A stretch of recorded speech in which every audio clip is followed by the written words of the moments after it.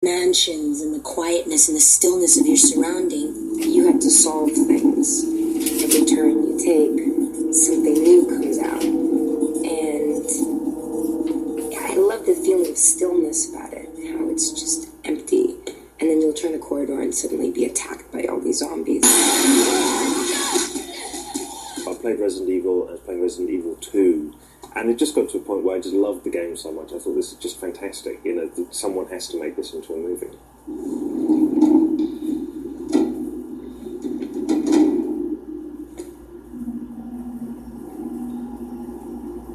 After you?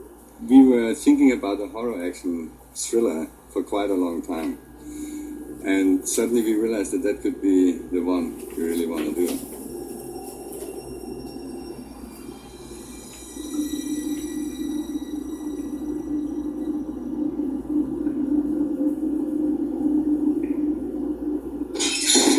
It has a real brooding, suspenseful atmosphere that translates very well into a movie.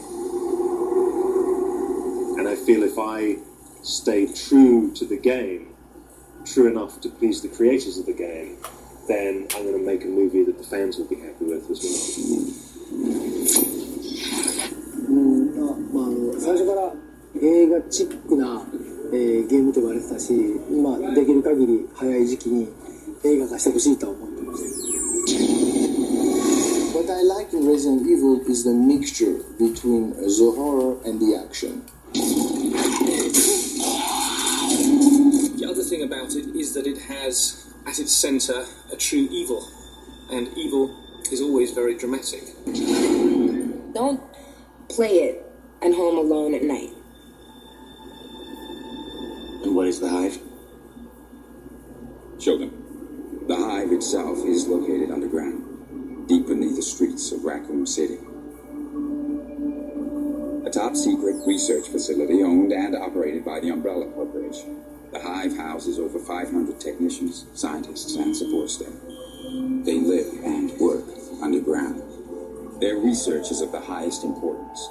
Its nature is classified.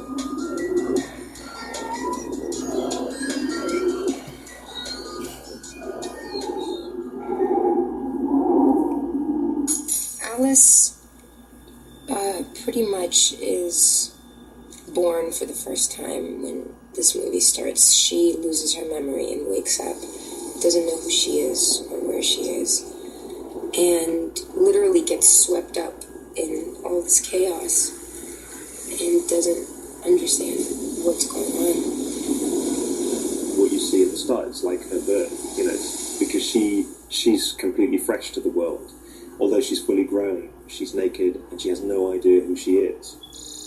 And her environment is totally alien and scary.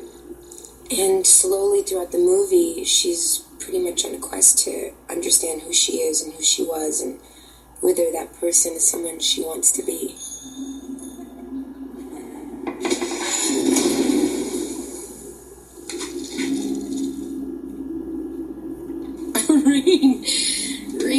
Rain's a...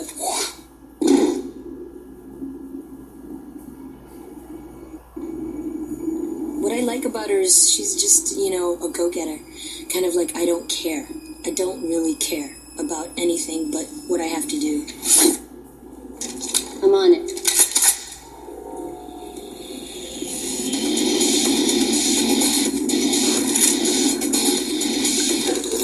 Again, please. Here we go, shooting. Okay.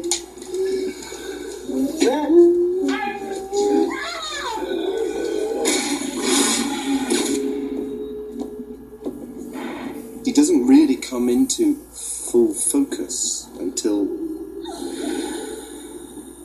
Do you remember anything? He knows that there's something's gone on with the Alice character, but he can't actually define what that is. The Hive's security situation has been breached, and a gas is injected into the Hive in order to knock anybody who's awake out, and therefore they wake up, but having lost some part of their memory. You know, he doesn't actually know who the hell he is. My character's name is Kaplan.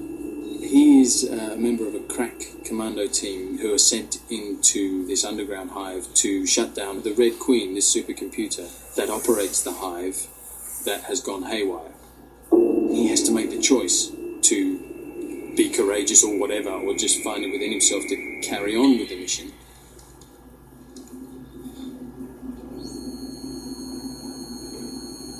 A computer of this size has not been shut down by many people, if ever. Here, give me a hand with this. He actually manages to achieve the mission and shuts the computer down, but in so doing, then unleashes a whole lot of terror. You're all going to die down here.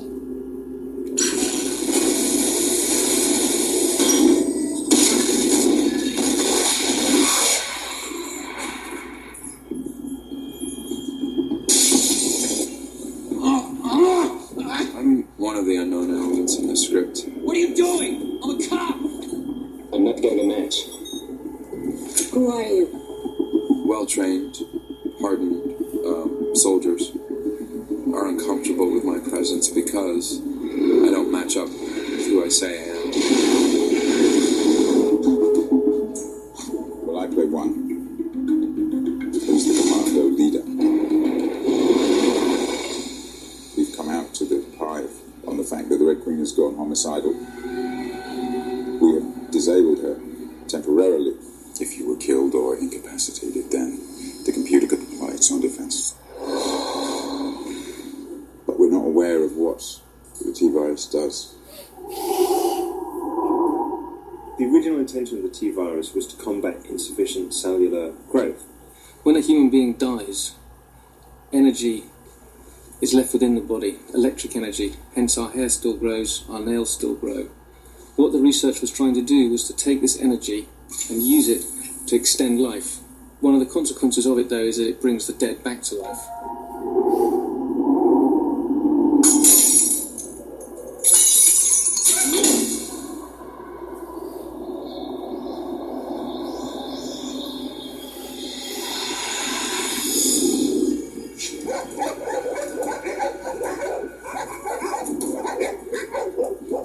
As we speak, I'm sure that around the world there are tests made with animals, in genetic tests, and we all know that they can go terribly wrong, and that's really what the movie is all about. That there's tests which go terribly, terribly wrong.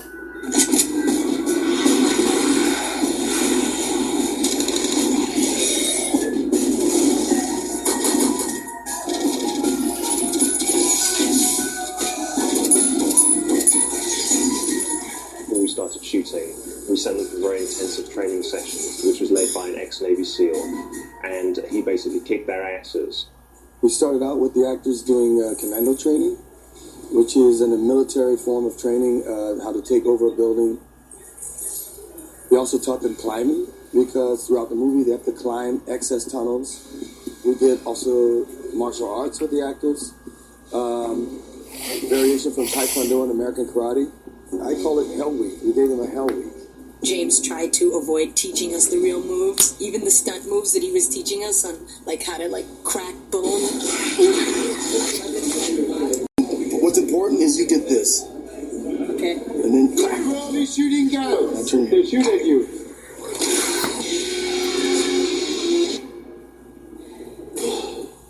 Actors like Mila, she was the actress that we had to do this with. She never scuba dived before. Not only am I teaching her how to use scuba equipment, but in the film, she has to go under the water 3 meters, take the equipment off. She's weighted down with weights on a board so we can roll her to the screen.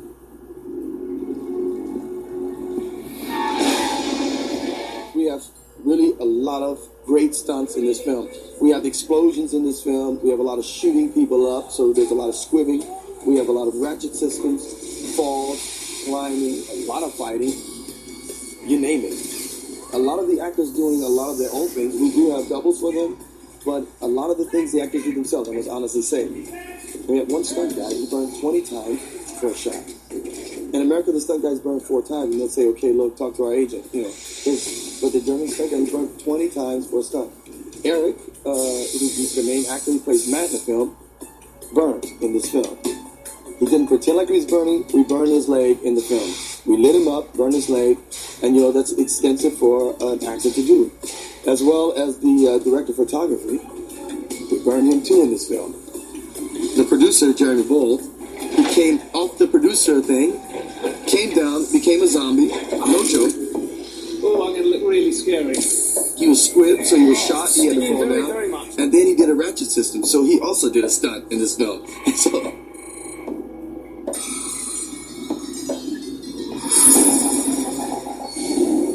when we came to Berlin, there was this empty U-Bahn station underneath the Reichstag.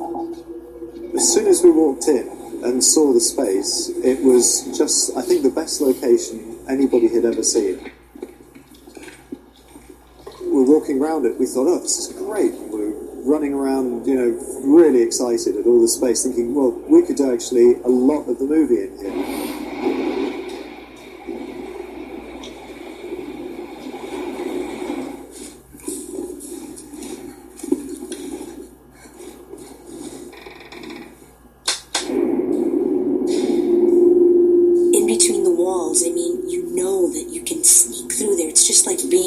As a child of this old military man where you know that there's secrets in this place. It's that kind of place where you feel like you're being watched.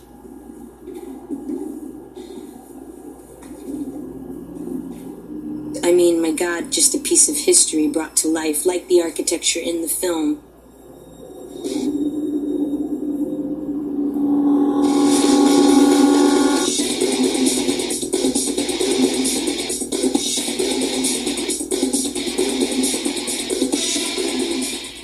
Something new, people want to see something new. We avoided anything that's too cartoony and tried to use just always contemporary technology. We've tried to avoid anything that's too obviously science fiction. We went back to what is available technology and we've used that. There's a corridor that they go down that lasers come out and move all the way down the corridor. How do you do that without giving away the fact that there might be something in there? And, do you have sort of big lines where the lasers pop through, or do you have holes where the lasers pop out? Nothing really kind of worked. And Paul suddenly said, the lasers should come through the walls, and I said, well, then they should be glass, shouldn't they? One of our characters is caught in a trap. He's in a locked corridor that has a defense mechanism. At the other end of the corridor is the computer that controls the whole facility. That computer doesn't want anybody getting close to it. It knows it's in danger. What's that? What's happening in there? Kaplan, you gotta hurry, you gotta help them. One of the defense mechanisms is a laser system. This laser system comes through and just exercises any living beings that are coming in. It's coming back! Open the door! I'm trying! The Queen's Chamber is the very heart of the hive. So the way I chose to try and get some sense of menace in this was really just the space of the room, to make it very kind of monumental and make it seem a bit like Stonehenge. When you go into it, it kind of has a slightly religious feel. You feel like you're in a tomb or you're in a temple. And suddenly you're going to a place you've never been to before.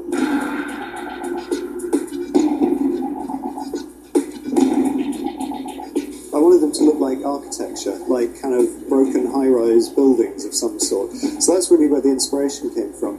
With the whole colour of that, it also had to be dark and sinister. Being in the specimen tanks and shooting the machine guns and hearing it echo through the corridors and walking around during break silently through these echoey dark and the smoke, and it's very, very eerie, very scary. Then when you get into the utility tunnels, I mean, just the steam and the moisture and the look. It is very close to some of the shots in the game. Plus, and that's a good thing, is that it plays very low-tech, and I like that. Then rain ends up on this side of the corridor. Is it's terrifying, it's claustrophobic, horrible. But to actually work up there, it's difficult.